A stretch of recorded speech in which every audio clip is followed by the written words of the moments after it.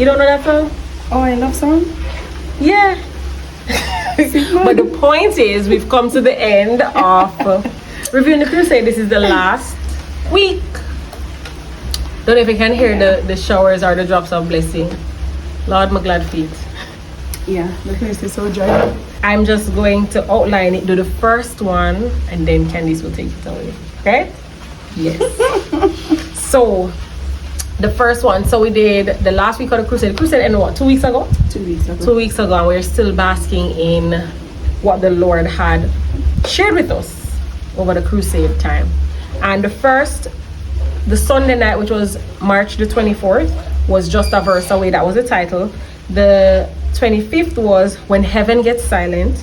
The 26th was COVID and the Last Sign. And 27th, which was the Wednesday, was Battle for the Children. While the 29th, which was Friday, was Sex, Savior, Salvation. And March the 30th was When the King Comes In. When the King Comes In. All right. So, what you think when you hear that title of Just a Verse Away for the first time? Just what comes to your mind? All right, just a verse away. Yeah. I'm trying to remember what what it was about. No, but as I said, what when you hear the title, what comes to your mind? Not even to remember what. All right, so it could be that the climax of everything is just the verse away, literally in the Bible as it says. So maybe the next chapter, right, or in just one verse, everything could wrap up. Right. For me, I thought of a song. I don't know why. A song came to my mind. I'm like, just after one verse of the song, I don't know. That I didn't know where he was going with it. So basically, he went to Revelation 5, right? And he was talking about the 7 seals. And he was showing us that, you know, with each seal, there was an activity. So with the first seal, literally the sun, let me just get this right. Listen, I have my phone with my notes, right? So with the first seal, so John was seeing the seals, and he realized that with each seal something was going to happen, and John wanted to see. So, but first of all, they were saying nobody's worthy to open the seal, not in heaven or on the earth. Only Jesus can open the seal. So he was joking and saying Jesus is the seal opener. That's another name for Jesus, the seal opener, right? And the 7 seals depict 7 different periods in time. Something happening, then there's another period. Something happening, then there's another period. So they all happened in different, basically he's saying they happened in different time periods, right? So the seals are opened in heaven, but with each seal, there was a sign on earth. Understood. There was a sign on earth. So, first of all, the first seal was about a white horse, and he was showing that the first seal was white. So what he did, he spoke about the first seal shortly, then he spoke about the second seal, and he just jumped to the sixth seal, because the sixth seal has to do with us. But the studies of a seal is a whole different study altogether. So the first seal was when the Christian church was in its purest form right after Jesus left. So that's why it was a white horse, a man on a white horse, right? And then after that it was a red horse. Because that was when persecution, Emperor Nero stepped in, and persecution, the Christians were being persecuted. So red, I don't know if you can hear the rain, it's so nice. But the red meant, you know, persecution, right? Now we went now to the 6th seal, which then we could see with each seal, as we said, something was happening on earth. But with the 6th seal, there were specific things that were happening. Fine? So he went into the detail of the 6th seal. Fast forward from the 2nd seal to the 6th seal. So when you had the 6th seal, there was a great Lisbon earthquake. Then there was the sun turning black. Then there was the moon, which turned red. Then the stars fell from the sky. And then the last sign, which was 5 signs of the 6th seal, would be the sky receding, and basically Christ can come. So we're in between, we're at the 6th seal being opened. It's like, you know, finish open yet then. It's like you start home somebody, you know, finish. Right? But we're yet to get that last sign. Right, of the sky receding like a scroll, and everything. No, something that he brought to us was Matthew 24 verse 29, when he said that Jesus also said this. Is that the commission? No, Matthew 24 is when he was talking about what you're going to see in the sun. The signs of this. Right. Okay. And Jesus literally said, the stars from heaven shall fall, the moon shall turn to blood. But how he was in the same sequence. Oh. Jesus did it in Matthew 24 verse 29. He did it in the same sequence, right? 29 to 30. And he did it in the same sequence that John ended up saying in Revelation 5. And I was like, that's crazy. I never saw that before. Right? And right in Revelation, I'll put the exact verse. Fine. And you know, he put up basically all the dates. He was showing the Great Lisbon earthquake that occurred. He was showing the date of and he was showing the years that all of these happened, meaning the space between. Okay. So between the stars falling from the sky, and now it's been about 191 years, right? And he was showing us that basically it don't matter the time it's going to happen, because everything else has happened. This is the only thing that has not happened. Fine. And the dark day was May 19, 1780. What? That's crazy. Like, look how long that was. And then November 13, 1833 was the great meteoric shower. That was a whole thing, you know. And just one more from them, the time, the 1833, one more event waiting to happen. So sometimes we feel like we have time, all this time in the world, but we don't. We don't, you know. Yeah. So basically, that was what he was talking about, and showed that we are when he said one verse away, is right. Revelation 5, 13 and 14. So we already see the meteoric shower in 13. We have yet to see the sky scroll in 14. So it's like we're at 13 waiting for 14 for verse 14 to happen. So that's what I'm saying about we're one verse away from Christ coming. You understand? And I realized you said it the last time. I don't know if we said it on the last video, but if we also just discussed it, that basically, why this fly about it? That basically, the last bit, you realize that he's building up. Yeah, he's been building up, you know, to this, like Christ is coming. Yeah, get on the ark. So that was basically the essence of the last week. Yes, yes, definitely. Yeah. I saw it, the climax of it, the culmination of it. Yeah. So that was basically the first day, the Sunday, the 24th, just a verse away. Yeah. Alrighty. So the next day. All right, so the next day would have been when heaven gets silent. Yes. And I love the way he came across with this one, because he made mention that heaven is never silent. And he also made a comparison that we normally say that when somebody is quiet, they're holy. Yeah, we associate, because we associate quietness with holiness. And when you're in church and you're just sitting down, right, you know, holiness, you're holy.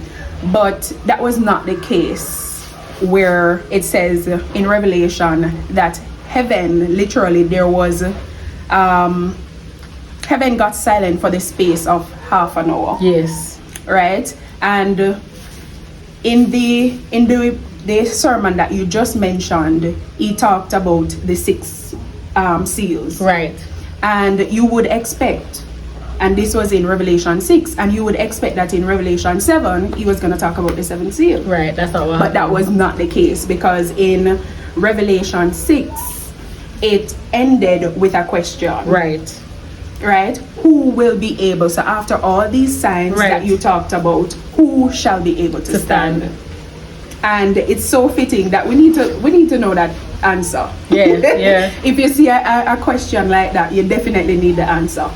And in Revelation 7, he basically was answering that question: who shall be able to stand? Right, the 144,000, or a great multitude that couldn't number. Right. Yeah, because as Pastor was saying, when you hear of 144,000, in and of itself, that's not a large number. You know. No. Whether he was saying whether the face value or a prophetic number, that's not a large number. Right. So when you hear about the multitude, then we have the hope to say I can be in that group. Be in that great number. All right. So also when the question is asked, who is able to stand, right? Given that we would have already gone through those 6 seals, all of these things happening, would have gone through the image, Right. realizing that we are in the last kingdom, Right. the Roman kingdom. We would have gone through 6 churches. Right. So at this point, we're basically dealing with a lot of 6s. Right. Right. 6 seals, 6 churches. seals, 6 churches would have gone through the image. 6 churches, no 7. Oh, No, 7 churches. but because 6 churches would have gone would have through gone through the already. All right, yeah.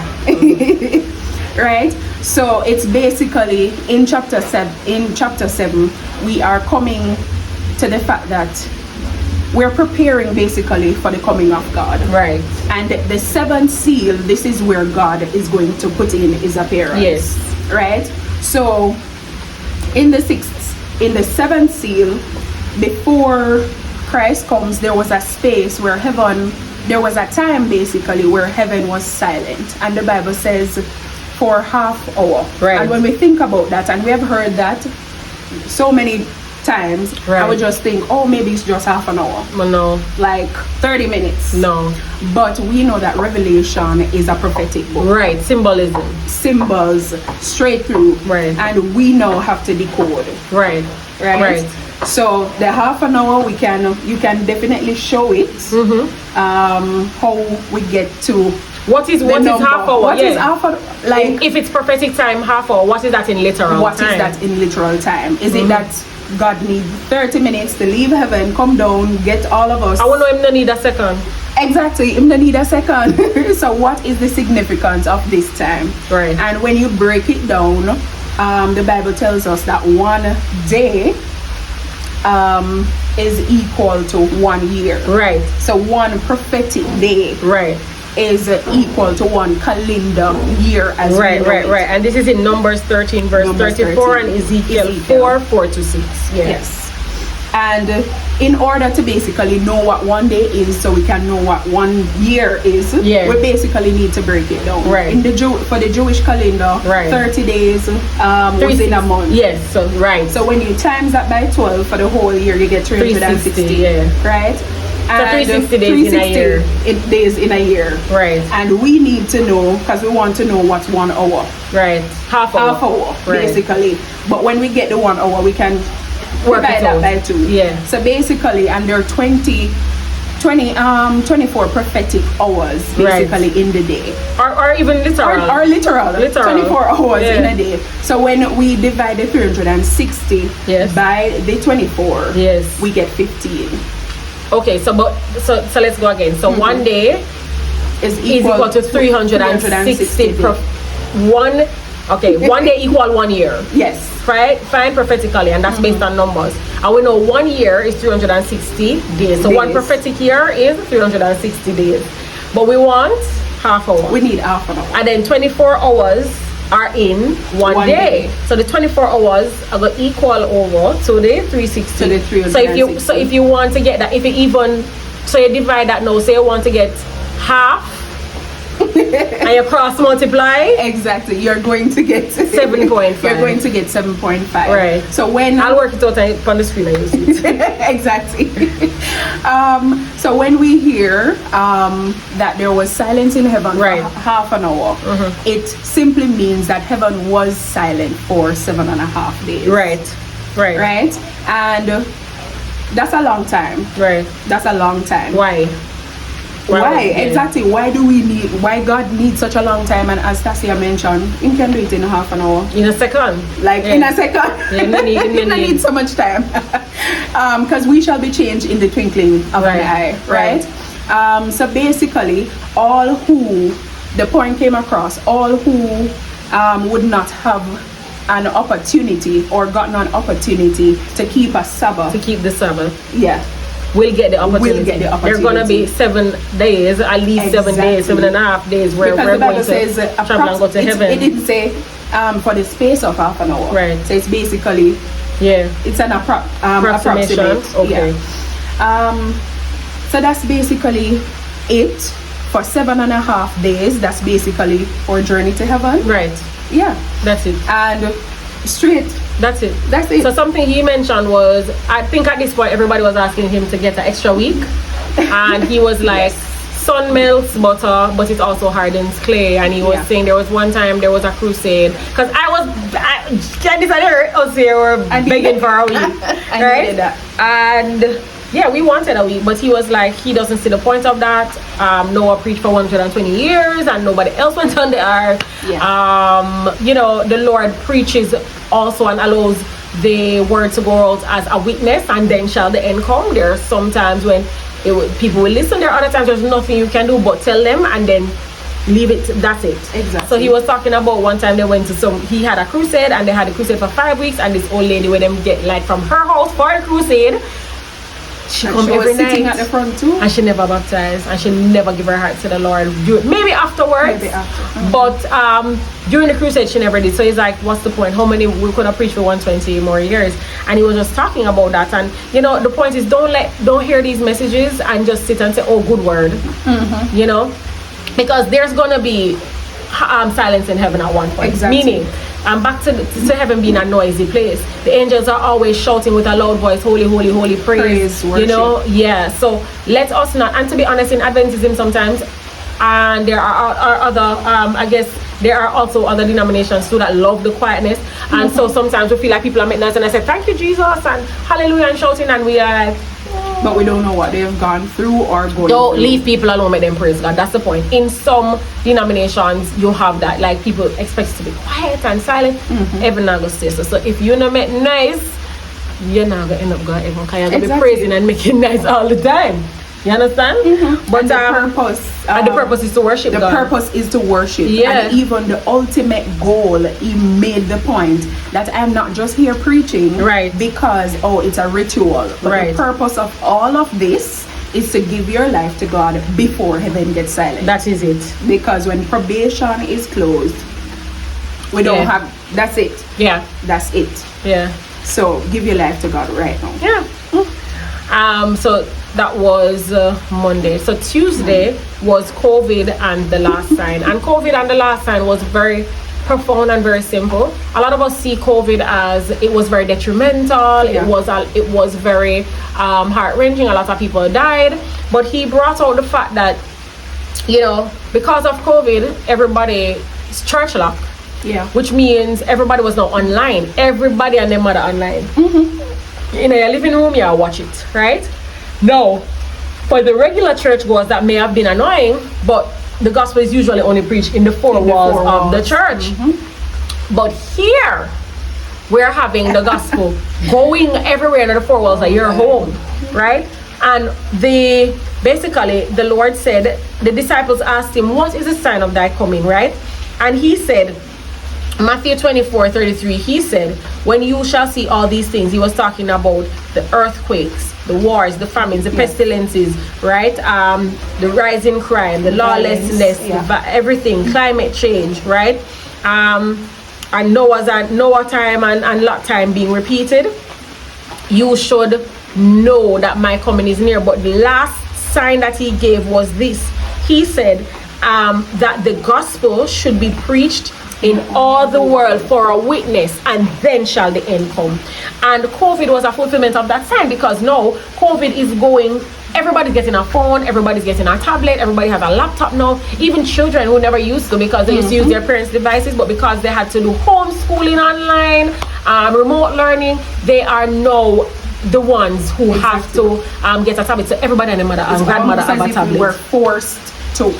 Like literally, we were forced to. So whether or not, let's say this, say God never caused COVID, him use it still, right? So he can also use the pain, and he can to bring about his will and his good pleasure. There is a quote that says that God never wastes any pain. He doesn't waste anything. So even whatever you're going through, any pain, any suffering, devil not waste it too, but him not waste it. Exactly. You understand? Yeah. So he was just talking about the accessibility to information, the accessibility to our sermon, and the gospel now, and the fact that that sign has been fulfilled. You know, he's driving the point home that these signs are being fulfilled before our very eyes. But going back to one of the first weeks when he was talking about Noah and the ark, and he was saying the animals are going into the ark, but we're not seeing it. Yeah. Or it was fantastic at first, just like COVID was fantastic at first, and the accessibility to internet and whatever. I know every single church, almost every single church, every Sabbath, or has their video up, their recording. And no, it's a norm now. Before it was weird. Exactly. But no, it's a norm. And so, you know, we must look at these things and not get used to these things. We must realize, oh Lord, you really are speaking to us. Definitely. And he mentioned, so the text says that the gospel should be preached in all the world for a witness. Yeah. Right? So the aim, sometimes we have these campaigns because we want to baptize a lot of people. Yes. But the aim is really for a witness. We're not supposed to convert. And that is why, and that's not your job. That's not our job. It's the Holy Spirit. The Holy Spirit. Yeah. And that is why he was like, I'm not gonna do it next week. My job is to preach the word. I have preached the word. Thank you. Bye. That's it. And I agree with him. When he said that point, I'm like, yeah, my point. You go for a 5th week, people are going to request a 6th week. Yeah. And What are we doing? Out of sometimes comfort. Yes. Yeah. I feel like it was comfort for me too. Because I did love to see. Even Sky was like, O'Connor coming on tonight? Afterwards, for like a week, she was asking, we're not watching O'Connor tonight? She got into it. Definitely. Right? So preaching the word is for a witness, and just like in a court setting, when you have a witness, literally when they say whatever you say can be used against you in the court of law. In the court of law. Will be used against you in the spiritual court too. Yeah. Exactly, because there's a direct correlation between having the witness or preaching the gospel and judgment. Yep. Right? So whatever that you listen to, whatever preaching that you would have heard or would have failed to hear because maybe you didn't get it, so by omission then, right, will be used against you, because guess what, you had an opportunity to hear. Right.